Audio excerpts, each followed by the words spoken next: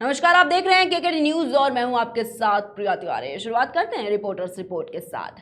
चित्रकूट में महाशिवरात्रि से राष्ट्रीय रामायण मेले का आयोजन होता था, लेकिन चुनाव के चलते इसे आगे बढ़ा दिया गया। राष्ट्रीय रामायण मेले के कार्यकारी अध्यक्ष ने प्रेस वार्ता कर बताया कि आगामी 10 अप्रैल से राष्ट्रीय रामायण मेला का शुभारंभ किया जाएगा।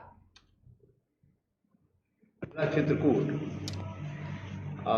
जो आज भारत के प्रमुख सांस्कृतिक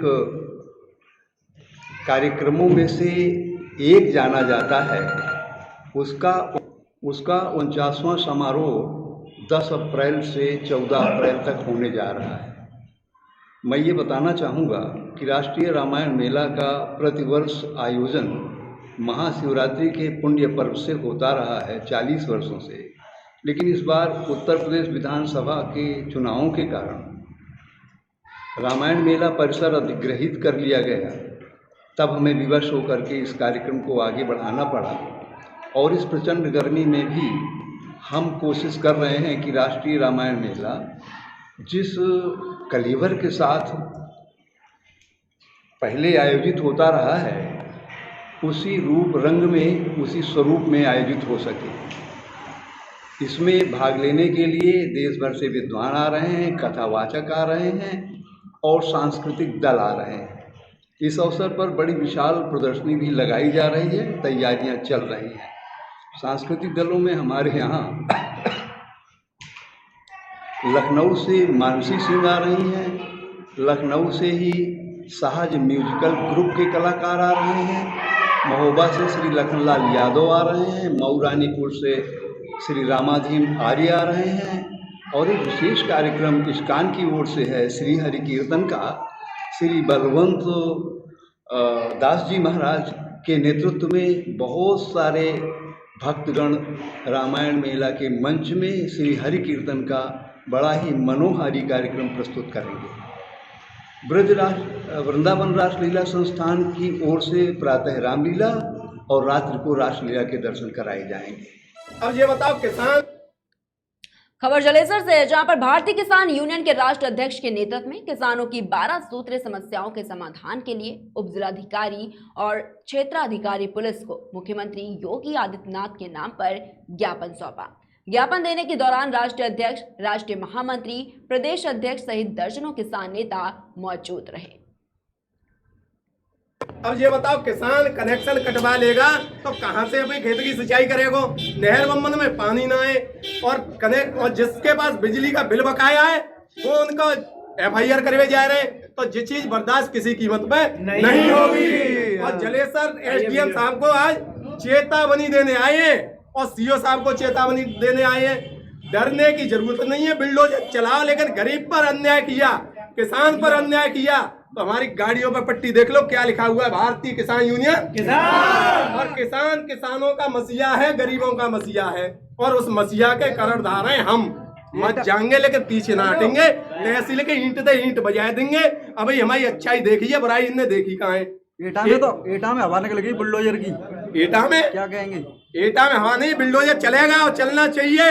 हर एक जगह बिल्डोजर चलना चाहिए। जहाँ अवैध कब्जा है उस जगह बिल्डोजर चलना चाहिए। बाबा सरकार बना ली बिल्डोजर बाबा चल चो ना रहो। दिक्कत क्या है रही है? जहाँ दिक्कत आ रही है तो हमें बताओ, हम चलाएंगे सारे बिल्डोजर, जेसीबी ले ली। तो बताया कि जिस तरीके से काफी ज्यादा आंदोलन के लिए जाने जाते हैं और कहीं ना कहीं लगातार किसान आंदोलन करने को भी मजबूर है। वहीं रुक करेंगे अगली खबर की ओर। खबर बांदा जिले से, जहां पर एक युवक की अज्ञात कारणों से हत्या हो गई। इसके बाद इसकी शिकायत पुलिस विभाग को भी दी गई थी। वहीं मामले को संज्ञान में लेते हुए पुलिस ने अपराधियों पर लगाम लगाने के लिए छानबीन करना भी शुरू किया और इस दौरान पुलिस और SOG की टीम ने मृतक आशीष के हत्या आरोपियों को भी पकड़ लिया है।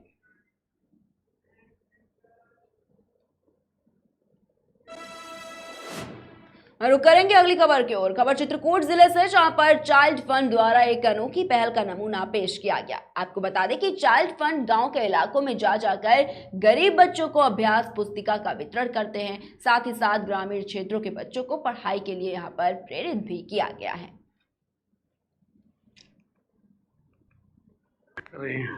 यहाँ पर चाइल्ड फंड के माध्यम से एक संस्थान चल रही है जिसमें बच्चों के प्रति वो अपना वो कर रही है कि बच्चे पढ़ें, शिक्षा में आगे हों। शिक्षक क्षेत्र में कार्य कर रहे हैं, तो उसमें तो शिक्षक क्षेत्र में आज लोग यहाँ पर क्या क्या क्या पहल कर रही हैं? किताब वितरण कर रहे हैं, अभ्यास पुस्तिका, जिसमें बच्चे घर पर भी रहकर कुछ सीखें, उसमें भरें, फिर वो वापस भी होगी कितना बच्चा सीखा है।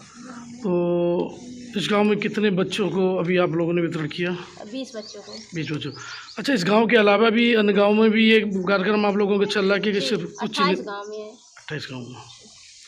तो 28 गांव में बढ़ चुका कि वितरण चालू है? नहीं, वितरण चालू है, कुछ गांव में बढ़ चुके हैं, कुछ गांव में भी चालू है। क्या नाम आपका? सरोज। किस पोस्ट पे आप? ECD सेंटर में टीचर। नाम है आपका?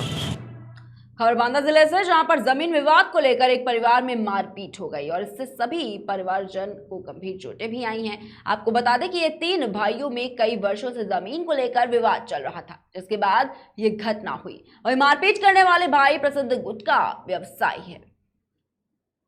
नाम है आपका? मेरा नाम सपन कुमार साहू, भारत प्रसाद साहू। अच्छा, किस बात को लेकर विवाद हुआ है आप लोगों में? मेरे ही मकान में मेरी सब माल सुपारी रखी थी, वो मैं निकाल रहा था और वो निकालने के विरोध में मेरा बड़ा भाई राकेश साहू और साथ में राजकुमार गुप्ता जो आपराधिक प्रवृत्ति का है, कत्ल किए हुए हैं, वो और राकेश साहू के 2 बच्चे किशन साहू और आशीष साहू, इन लोगों ने मुझे सरिया और चाकू डंडों से मारा है।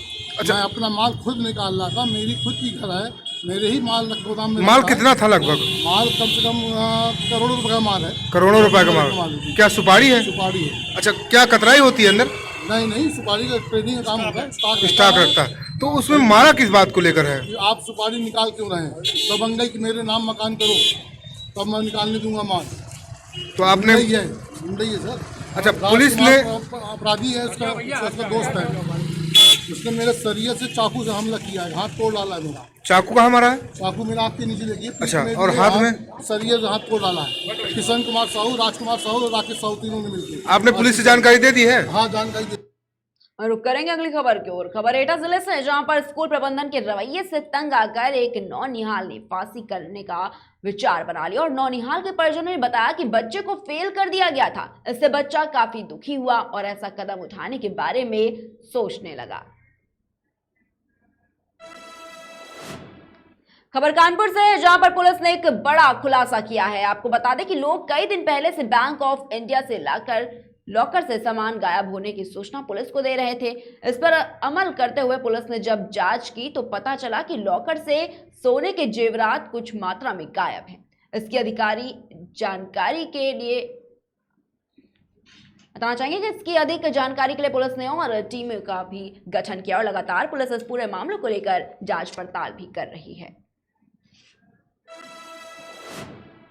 लखनऊ में युवकों के बीच सड़क उत्पात का एक वीडियो सामने आया है। यहां गुरुवार रात सुशांत गोल्ड सिटी स्थित फिनिक्स प्लासियो मॉल के पास का ये वीडियो है, जहां पर कार से आए कुछ युवकों ने शहीद पथ पर बीच सड़क जन्मदिन की पार्टी मनाई। इसके बाद एक युवक ने रिवॉल्वर से हवाई फायरिंग की। अचानक हुई फायरिंग से राहगीर और वाहन सवार दहशत में आ गए। कई वाहन सवार बाइक लेकर गिर गए। वहीं शुक्रवार देर शाम युवकों का वीडियो वायरल होने के बाद हरकत में आई पुलिस ने मुकदमा दर्ज कर लिया और इसके चंद घंटे के अंदर ही 2 युवक मनीष और नीरज को पुलिस ने गिरफ्तार कर लिया है। वहीं फिनिक्स प्लासियो मॉल के पास युवक कार खड़ी करके बर्थडे पार्टी मना रहे थे, तभी एकदम से एक युवक ने रिवॉल्वर निकाल ली और हवा में लहराकर जोर जोर से चिल्लाने लगे और फिर फायरिंग भी कर दी।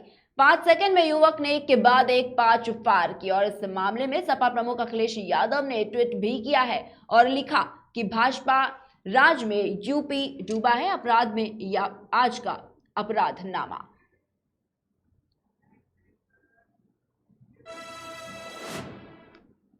और ये महंगाई। पिछले कुछ दिनों से पेट्रोल, डीजल, सीएनजी, पीएनजी, दवाई, दूध, सब्जी जैसी अन्य चीजों की कीमतें आसमान छूने लगी हैं। आम आदमी इससे बढ़ती महंगाई से त्रस्त हो चुका है। 22 मार्च के बाद पिछले 16 दिनों में पेट्रोल, डीजल के दामों में 10 रुपए प्रति लीटर का इजाफा हुआ। वहीं दूसरी तरफ गर्मी के इस मौसम में नींबू की कीमत ने जनता को निचोड़ दिया है। इस बढ़ती महंगाई के चलते तमिलनाडु में हुई एक शादी में कुछ दोस्तों ने दूल्हा दुल्हन को ऐसा तोहफा दिया कि मामला इंटरनेट पर चर्चा का विषय बन गया।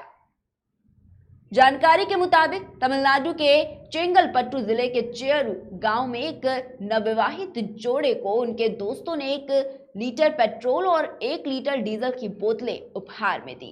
आपको बता दें कि राज्य में पेट्रोल की कीमत 110 रुपये 85 पैसे है और डीजल की कीमत की अगर बात करें तो डीजल की कीमत 100 रुपये 94 पैसे पहुंच चुकी है। और सोशल मीडिया के अलग अलग प्लेटफॉर्म पर शादी में पेट्रोल डीजल तोहफे में देने का वीडियो जमकर वायरल हो रहा है।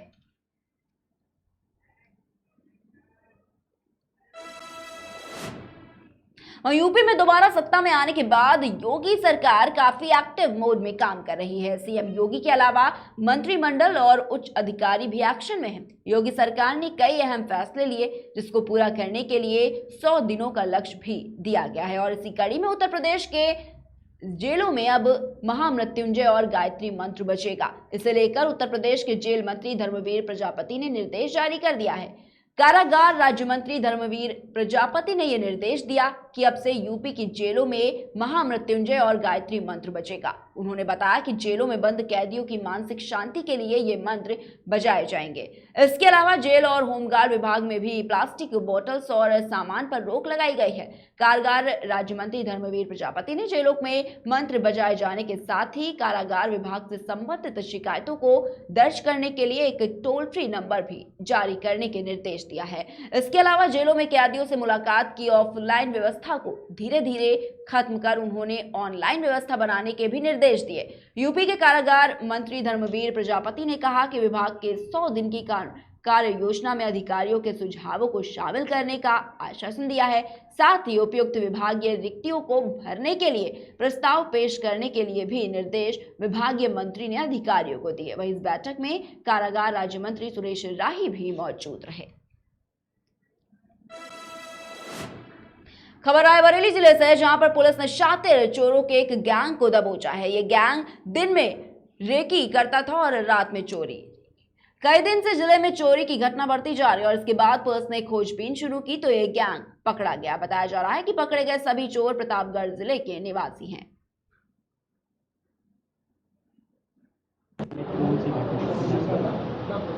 थाना ऊंचाहार जनपद रायबरेली के बाबूगंज क्षेत्र में मार्च के महीने में 2 चोरियां हुई थी, जिसमें एक सोनार की दुकान पर हुई थी और एक जो है मोबाइल की दुकान पर हुई थी। इस संबंध में इंस्पेक्टर ऊंचाहार द्वारा लगातार इस चोरी को खोलने के लिए प्रयास किए गए और उनके द्वारा सर्विलांस और पुलिस की मुखबिरी और अन्य साधनों का सहारा लेते हुए काफ़ी प्रयास किया गया।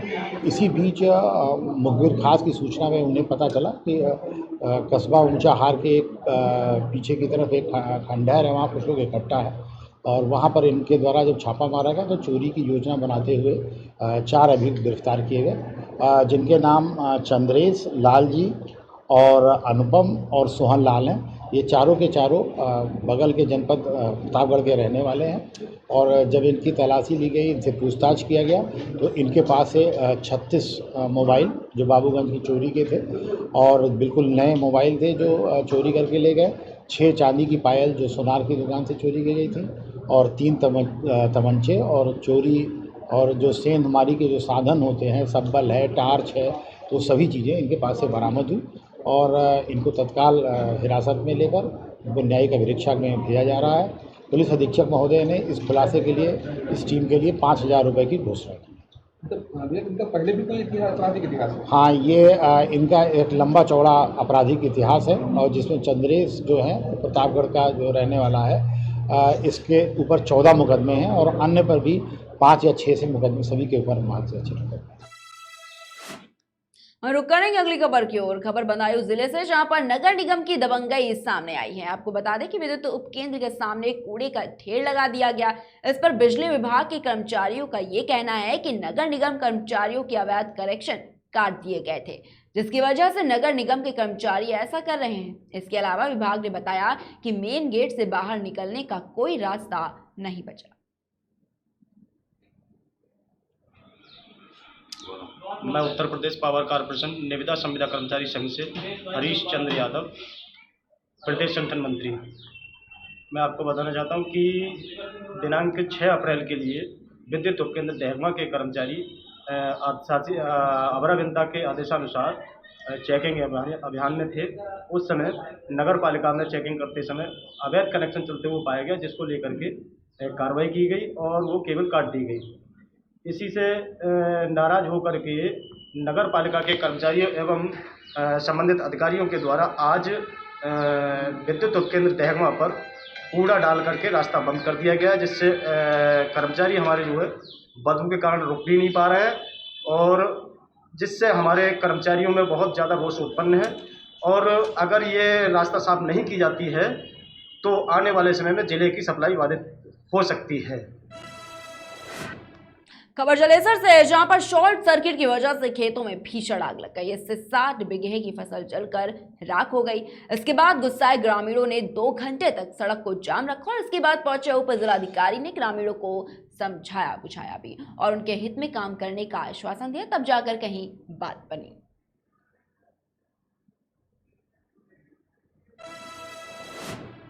फिलहाल के बुलेटिन में इतना ही। देश और दुनिया की तमाम बड़ी खबरों को देखने के लिए देखते रहिए KKD न्यूज़।